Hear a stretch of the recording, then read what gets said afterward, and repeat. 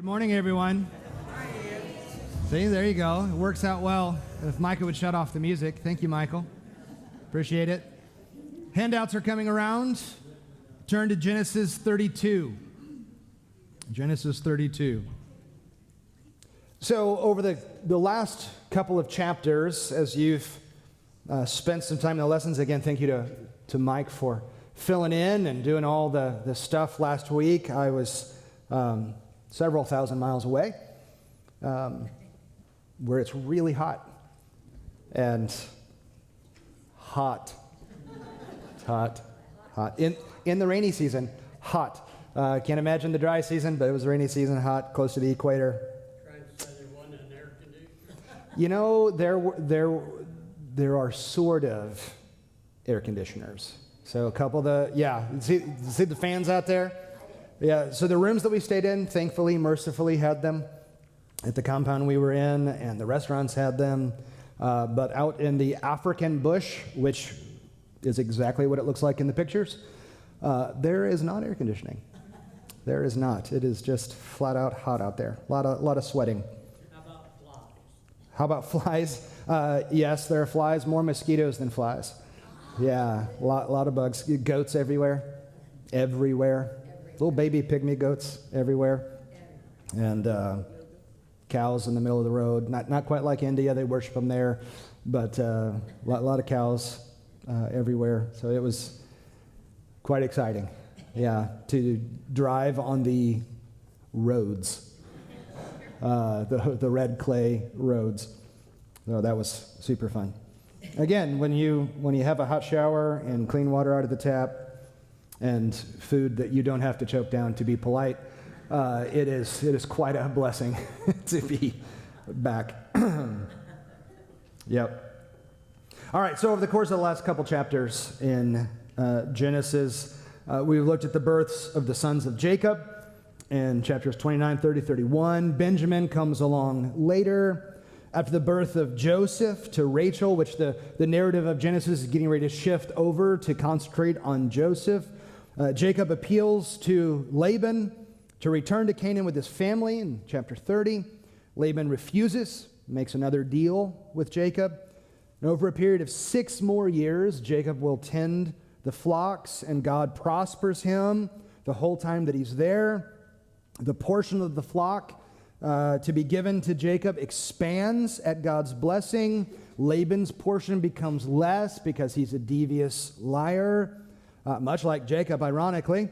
And this created a lot of strife between Jacob and Laban and with Laban's sons, and the relationship completely changes. And then in Genesis 31, God calls Jacob to return to Canaan, that he'll be with him, and all that's done in a dream. And Jacob has realized that God has blessed him by transferring Laban's wealth to Jacob. And while Laban's away shearing his sheep, Jacob has gathered his wives and his family and his servants and all of his possessions, and they head south to the land of Canaan.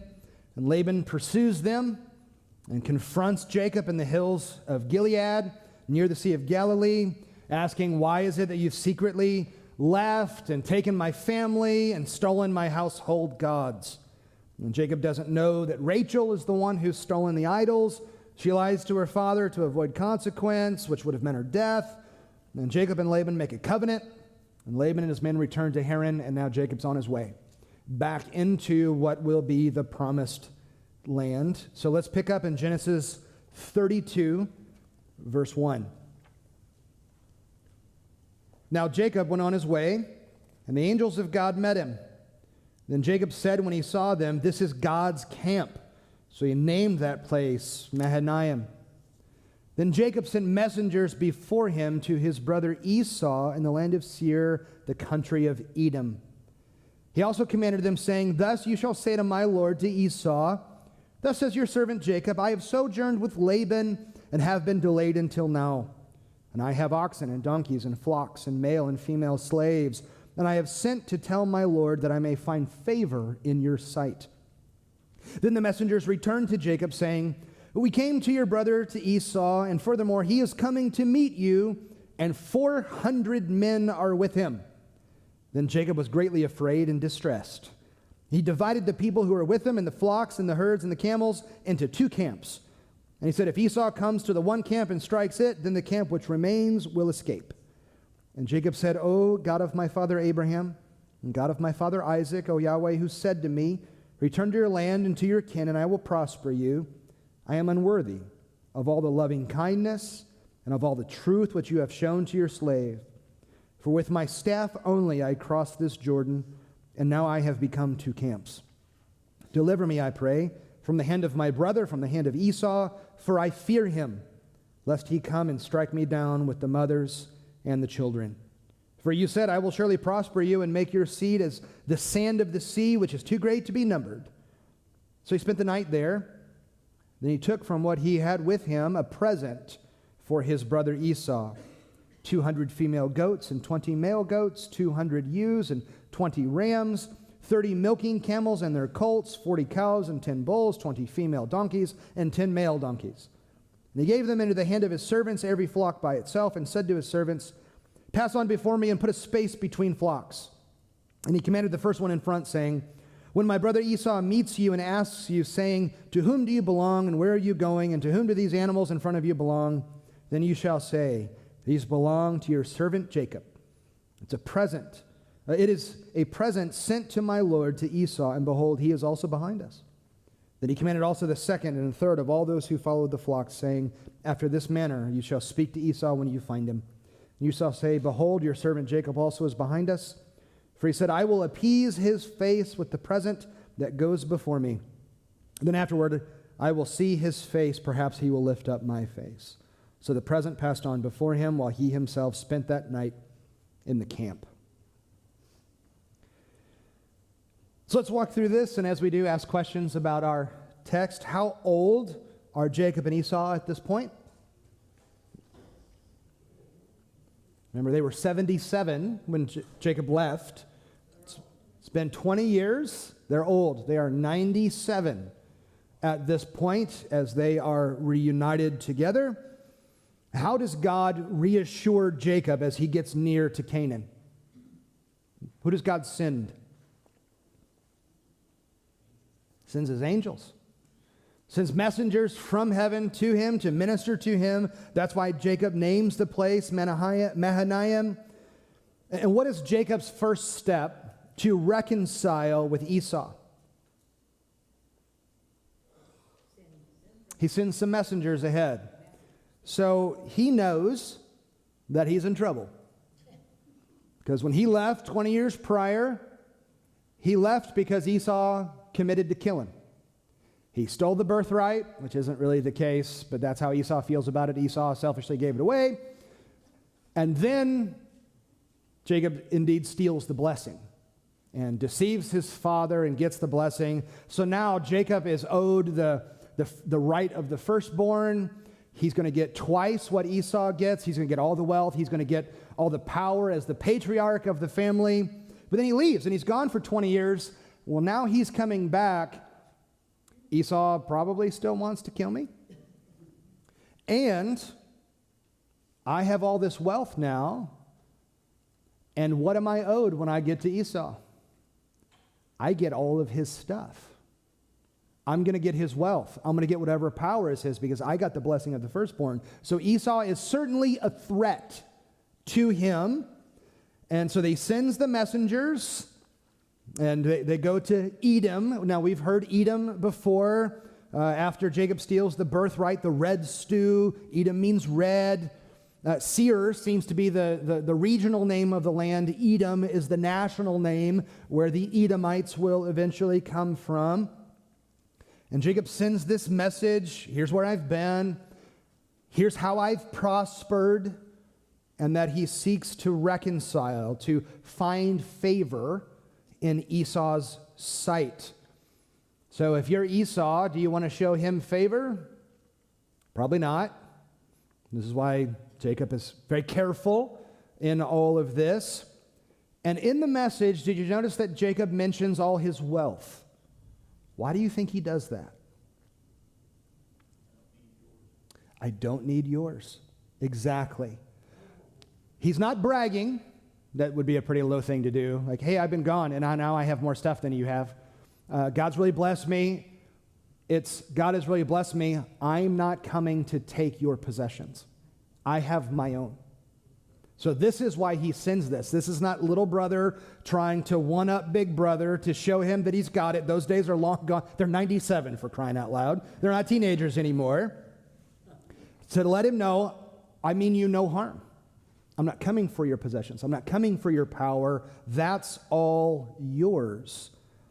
And what message is returned to Jacob? Bringing 400 guys with us. Yep. That doesn't sound positive, does it? We don't hear a response from Esau. All we hear is 400 men are coming, with the assumption it's an army that they're coming to destroy. And there is a lot of tension built into the text because the Bible waits till the last possible moment to tell us Esau's intentions. So this whole time we assume, and understandably so, that his intentions are evil, that he's indeed going to come to destroy his brother. Which, that's how Jacob responds, right? He is afraid. He is distressed. So he understands that this is what he deserves, which is why he's really trying to butter up his brother. So what strategy then does Jacob follow to deal with the impending threat? Divides everything. Divides it all up in case they attack. So very wise. If they attack one camp, the other one can escape. So he divides and does all of that. And then what does Jacob do? How does he prepare for the encounter? He prays. Yeah, he prays. He addresses God as the God of my father, the God of my grandfather, calls him by name, Yahweh. And Jacob acknowledges some attributes of God. Your loving kindness is that great Hebrew word hesed that the Bible doesn't quite know how to translate. So it does here as loving kindness because it's affection and action on behalf of his people. It's not just God feels good about you or he does good things. It's both. It's a covenantal, committing kind of love. And he reminds God of his promises. Remember, you said that you're going to bless me and my descendants will be as numerous as the stars and the sand on the seashore. Well, if Esau kills us all, well, that won't come true. So, God, let me remind you of what you said. So let's get that done. That's helpful to me. He acknowledges God's faithfulness and explicitly asks for protection, and understandably so. So how does Jacob then try to appease his brother? Waves of gifts. That's a good way to put it. Wave after wave. He doesn't send one group of all the animals. Let's throw out multiple groups of animals.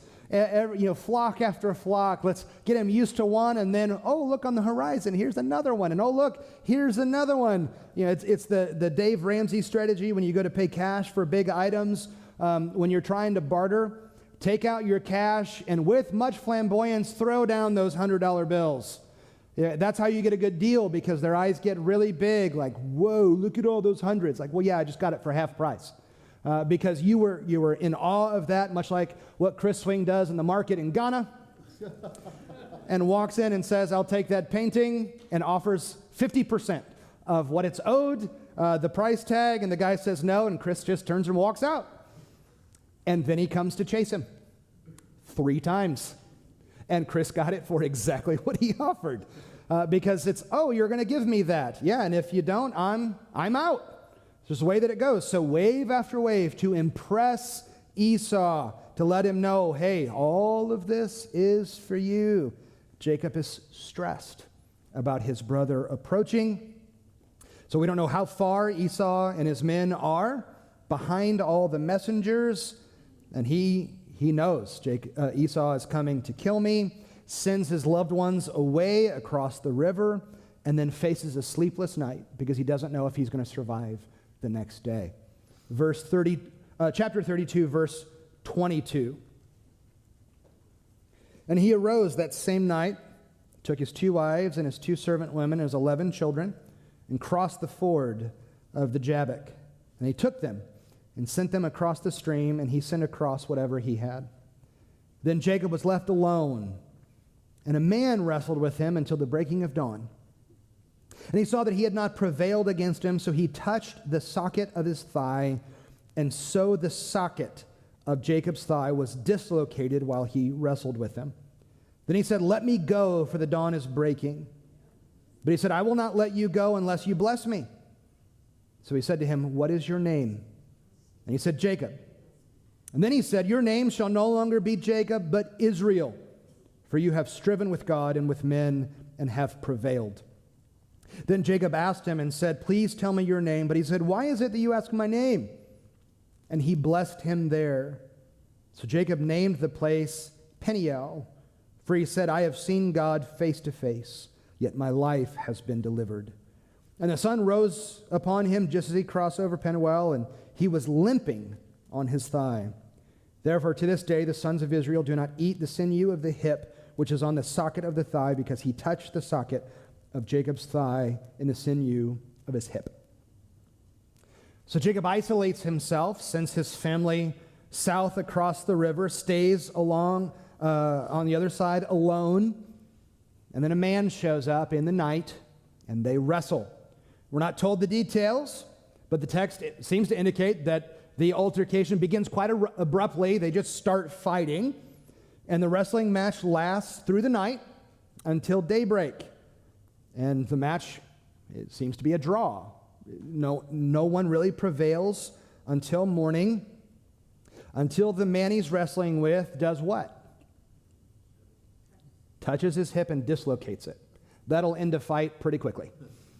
I can't imagine the pain of a dislocated hip, but that's what he does, and breaks it, so where now he can't fight, can't walk anymore. And the man asks to release him, and Jacob demands in return a blessing. "Not until you bless me." And what did the man ask for? His name. What is your name? It's one of those controversial things of why does he do that? It seems that he is asking Jacob to acknowledge who he is. Remember, names equal character. And what does Jacob mean? Deceiver, liar, manipulator. What is your name? So we're going to wrestle until you come to the conclusion who you really are. You're pretending to be all of this. You're now blessed and God's done all this. Let's deal with what you've actually done. Let's deal with the sins you've committed against your brother and the relational problems that you've dealt with now with your father. But all that will now be changed. He admits who he is as Jacob, and he's granted a new name, Israel. And from this point on, though he is referred to as Jacob for a couple more chapters, after that he is referred to as Israel. The nation that will come from him is called Israel. As we've seen that individuals will move into a region and then the nation itself will be called by that name, and those who come after him will be called by that name. So Israel will move into this land and become the nation of Israel, and all those who come from his line will be Israelites. And he will no longer be known as a deceiver. He's now connected with God. Israel can be translated a couple of different ways. The most well-known is striven with God. You've fought with God. So from this point on, you're not a liar. You're the one that fought with God. And he leaves with two things. He leaves with a new name and a limp. To remind him, this is who you are. And you do not win when you fight against God. God always wins, even if he has to cheat and break your hip. He will take you out, and this is a physical reminder for the rest of your days that you limp before him. So there are those who say that Israel translated means he limps. So the nation itself is the one who limps before God because God has prevailed over them. He asks for the man's name, and the man does not give it. And then Jacob has come to a conclusion. He names the place and names it because I have what? I've seen God face to face. He knows who he's wrestled with. The appearance of a man, but this is God. As we've seen it before, these appearances of God in the flesh, we know who this is, don't we? We know what God in the flesh looks like. This is Jesus, the Christ, the pre-incarnate Son of God. When God comes into the flesh, it is Jesus. So he wrestles with Jesus in the middle of the night, and Jacob survives. Later on, you can read Hosea 12, verses 3 and 4, where we are explicitly told and confirmed that it is God that he is wrestling with. This is not just a man. This is truly God. I have met God face to face, yet lived. Because the Bible continually reaffirms you cannot see God face to face and live. If you see him in that place, he will kill you. It's why with Moses, he has to hide him in the cleft of the rock, and the glory passes by because it would kill Moses to see it face to face. Yet he sees it face to face. Why? Because he's in the form of a man. When Jesus walked the earth, it's not like some scene out of Indiana Jones that if they see him face to face, they melt. That's not how it goes. When God is in human form, you can see him and gaze upon him. So God tells Jacob, you have struggled, you've striven against God and man. So who are the men that Jacob has striven against? Mainly his brother, his father, his uncle Laban, his wives. There's constant striving. There's constant fighting and turmoil in Jacob's life. Most of it at his own hand. His sin brought it about, but then it is the sin of others at times that causes this pain. And now he's got the new name. This is who you will now be, and the blessing that comes. We're not told the content of the blessing, but God does indeed in that place bless him before he goes. Jacob is a man of great age, 97 years old, and he's been through a lot in those 97 years. A lot of hardship, but God has been faithful to him. In spite of his sin, through his sin, has taught him lessons and promises to keep him safe. And now 20 years after he left as a single man with no possessions, which he mentioned, I just had the staff in my hand when I crossed this river 20 years ago. And now I'm coming back and I have so much, I've divided all of my wealth into 2 different camps. And he acknowledges how great God has been, very wealthy, 4 wives, 11 children, a 12th one to come later, a host of servants, and unimaginable wealth in the form of flocks. And he trusts that God will do what God has promised to do. Jacob's returning a changed man. We've seen this whole redemption arc of the story. We don't like him at first because he's a liar and a deceiver, but now we see how God uses even people like that as God blesses him, guides him, changes him, and the promise to Abraham is still in effect, even though Jacob is a wretched sinner. And isn't that good news for sinners like us? The promises God makes to his people are not null and void because of our sin. What grace that he would continue to do that with us. Chapter 33, verse 1. Then Jacob lifted up his eyes and saw, and behold, Esau was coming, and 400 men with him. So he divided the children among Leah and Rachel and the 2 servant women. And he put the servant women and their children first, Leah and her children after them, and Rachel and Joseph after them. But he himself passed on ahead of them and bowed down to the ground 7 times till he came near to his brother. Then Esau ran to meet him and embraced him and fell on his neck and kissed him, and they wept. And he lifted up his eyes and saw the women and the children and said, "Who are these with you?" And he said, "The children whom God has graciously given your servant." Then the servant women came near with their children, and they bowed down. Leah likewise came near with her children, and they bowed down. And afterward Joseph came near with Rachel, and they bowed down. And he said, "What do you mean by all these camps which I have met," all the animals? And he said, "To find favor in the sight of my Lord." But Esau said, "I have plenty, my brother. Let what you have be your own." And Jacob said, "No, please, if now I have found favor in your sight, then take my present from my hand, for I see your face as one sees the face of God, and you have received me favorably. Please take my blessing, which has been brought to you, because God has dealt graciously with me, and because I have everything." Thus he urged him, and he took it. Then Esau said, "Let us take our journey and go, and I will go before you." But he said to him, "My Lord knows that the children are weak, and that the flocks and the herds which are nursing are a care to me. And if they are driven hard one day, all the flocks will die. Please let my Lord pass on before his servant, and I will lead on slowly according to the pace of the cattle that are before me, and according to the pace of the children, until I come to my Lord at Seir." And Esau said, "Please let me leave with you some of the people who are with me." But he said, "Why do this? Let me find favor in the sight of my Lord." So Esau returned that day on his way to Seir. But Jacob journeyed to Succoth and built for himself a house and made booths for his livestock. Therefore the place is named Succoth. Now Jacob came safely to the city of Shechem, which is in the land of Canaan, where he came from, when he came from Paddan Aram, and he camped before the city. Then he bought a portion of a field where he had pitched his tent from the hand of the sons of Hamor, Shechem's father, for 100 kezatah. Then he set up there an altar, called it El Elohe Israel. What a great story. The limping Jacob, again, he's still referred to that for a couple more chapters before it's exclusively Israel. He now heads south, anticipates the encounter. Is Esau going to welcome me? Is he going to receive my gifts? Is he going to kill me and everything that I have? Is God really going to deliver?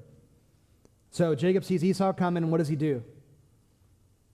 How does he arrange his family?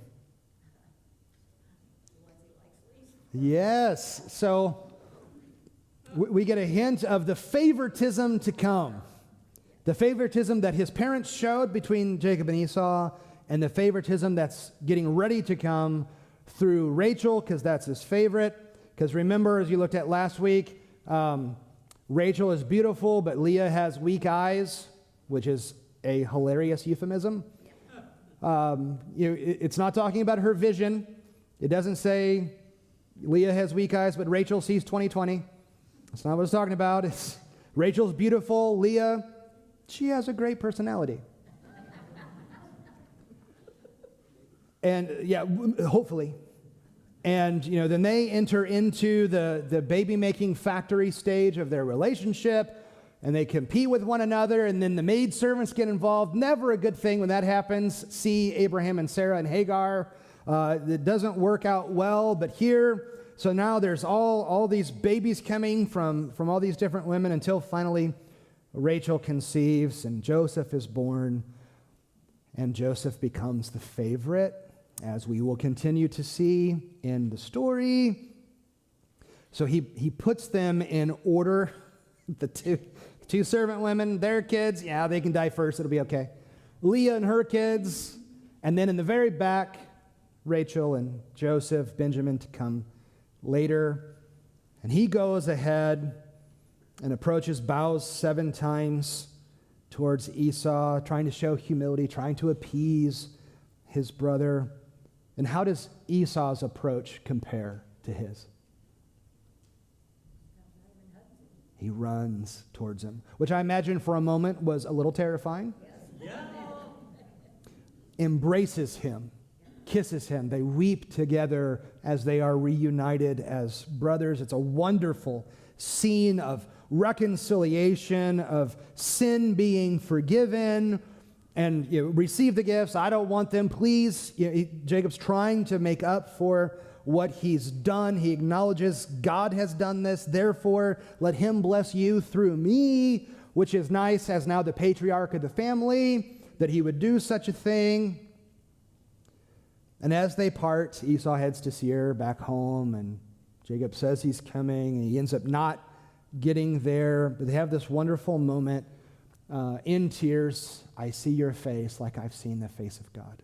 Which, what did he do the night before? He saw the face of God.